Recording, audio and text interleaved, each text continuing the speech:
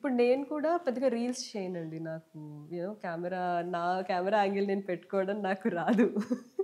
నాకెవరో script ఇచ్చి ఇది చేయమంటే, ఎనాక్ట్ చేయమంటే నేను చేస్తాను. Okay. But after a point of time I realized ఇప్పుడు ప్రొఫైల్స్ చూడడం కూడా ఇన్‌స్టాగ్రామ్‌లో ఎవరైతే చూస్తున్నాం. ఉన్నారో వాళ్ళ ప్రొఫైల్స్ చూసే it's just like a portfolio true. అయిపోయింది.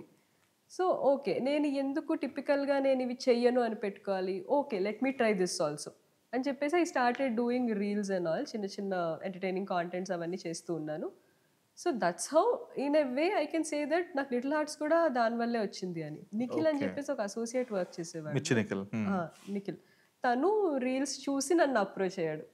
ఈ పర్టిక్యులర్ ఓకే. ఎక్స్‌ప్రెషన్స్ మీరు బాగా ఇస్తున్నారు. ఇలాంటి కొంచెం యారగెన్సీ ఉన్న రోలే మేము చూస్తున్నాము. యూ కెన్ కమ్ అని. At the same time, one of my colleagues from Kwan agency also, she said there is, requirement ఈ ఫిల్మ్‌కి you can go. So, in a way 50% నాకు ఈ ఫిల్మ్ నన్ను రీల్స్ చూడడం ద్వారానే వచ్చింది. అంటే హుహుహు.